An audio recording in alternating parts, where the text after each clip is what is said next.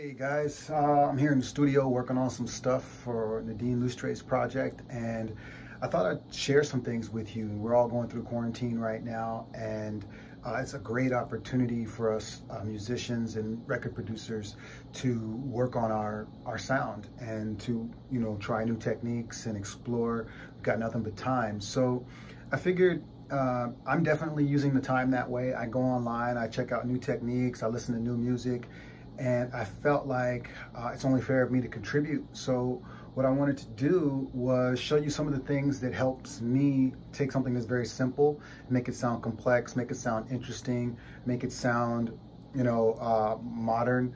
I know there are a lot of producers out there right now that are using splice to get loops, and so a lot of times I like to make my own splice type loops off of very simple chords, and it requires a couple of different techniques that I think could be useful to people exploring different genres of music. So what I'm going to do is just kind of walk you through what I do, and I'll play you this little thing that I've started, and it's just some simple Rhodes.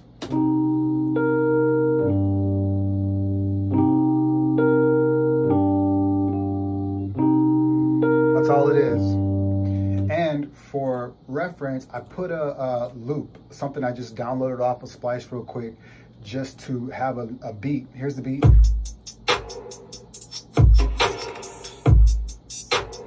Now I'll probably reproduce the beat later, but this gives me and you something that kind of gives you a sense of the genre I'm going for and the style that I'm going for. And what I want to do is I want to create something kind of ambient sounding, ambient R&B kind of sounding with trap influences. So when I do sound design, a lot of times I focus on three main things, and that's timing, pitch, and texture. So I like to take something simple like this and see how far I can take it with those three principles of timing, pitch, and texture. So first we'll start with timing. Now what I mean by timing is like rhythm. Can we add more rhythm in there? Can we make something like this have a little bit more rhythmic movement? You could use LFOs, you could use all kinds of things. What I'm gonna do, and I'm working in Logic, I'm gonna take this Rhodes, and I'm gonna see if I can run it through something that gives me a little bit more rhythm.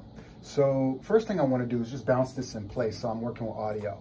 A lot of times when I'm doing sound design, I love to work with audio instead of MIDI. It's a lot more malleable. I could do a lot more with mangling it, and I also have to commit, which is also important when we're working in music production. You can get stuck in one spot for a long time exploring every possible sound, and sometimes it's better to just commit and move forward. So I'm committing to these Rhodes, and they're just a standard electric piano vibes Rhodes that comes in Logic, nothing special, and I'm gonna hopefully turn them into something special. So the first thing I'm gonna do is I'm just gonna turn up the gain, so there's a lot more volume happening there with these Rhodes. And let's see what we have. Cool. Now we'll work on rhythm, see if we can add a little bit more rhythm to this. So Logic has, as a stock plugin, multi-effects, step effects. We're gonna use that. And this just runs your audio through a whole bunch of multi-effects, rhythm stuff, gated stuff, all kinds of complicated stuff that I really don't wanna even talk about. I just wanna be able to pick up a preset and get something funky and keep it moving. So what I'm gonna do is I'm gonna just click here, I'm gonna go to warped and see if there's anything funky. Let's try metallic shutters. See what that sounds like.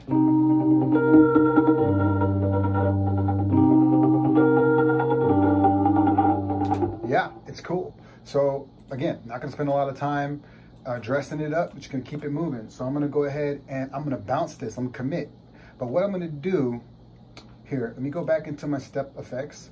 I'm gonna get rid of the original sound so that all we hear is the process sound. So in other words, I'm gonna turn this, I think it's probably this mix knob. There we go. So now all I'm hearing is just the process signal, not the Rhodes blended in. If I go to the left, I'm gonna hear all Rhodes. If I go to the right, I'm gonna hear all of the process signal. And that's what I want right now, just all the process signal. So I put it at 100%. We're gonna close this. We're gonna go bounce in place.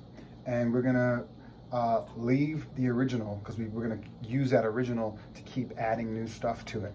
So here we go. We're gonna hit process.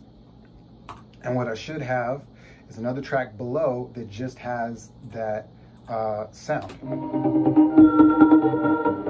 Yeah, now I can blend that with the original if I want to taste. So I'm gonna leave that as it is for now. And I'm going to go back up to my original. And we're going to turn off the step sequencer so that or even just get rid of it. We don't need it anymore. So we're back to an original Rhodes audio and then our process signal. So we've added some rhythm. Let's talk about pitch. So with pitch, what I mean is we can mangle the pitch to create, depth, to create body, bottom end maybe, or go the opposite direction, go to the top. What I'm gonna do is I'm gonna take this process signal that we just created here, and I'm gonna pitch it down. Really easy to do in Logic. You can go to the region pane over here on the side, and you can go transpose down, and I'm gonna go 12 half steps, which just means an octave down. So now what we have is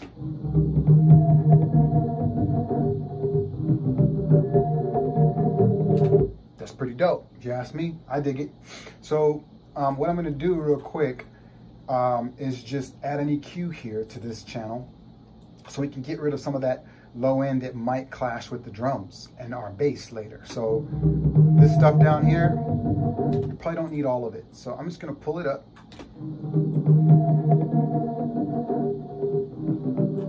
Yeah, just want that atmospheric, ambient. You don't know what the hell's going on, but it's cool. Okay, so that's what we have. Now,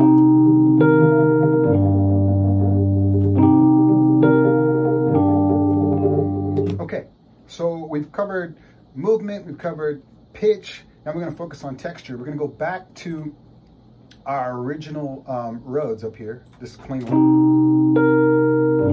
And we're gonna see if we can mangle it a little bit to create some texture, to give it something other than that typical Rhodes sound.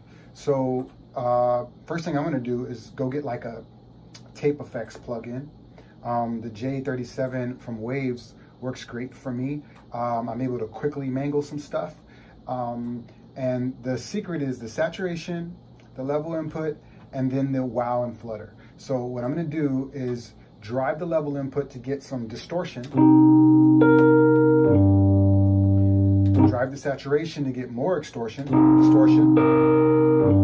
Maybe not too much.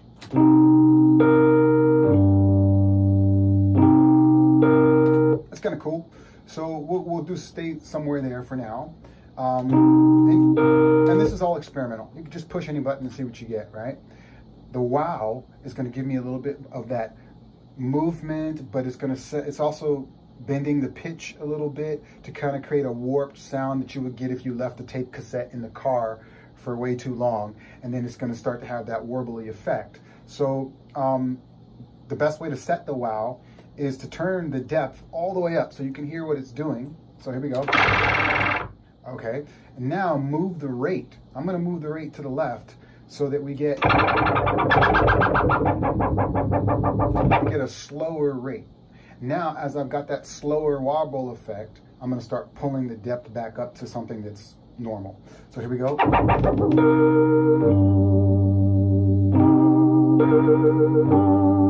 So we just aged our Rhodes by about 50 years, and it's given us that really warbly sound, but not so warbly that we can't identify with the pitch, right?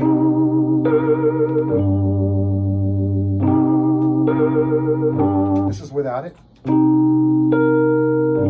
This is with it. Right? So we're getting that sound, right? That vibe already, which is kind of cool.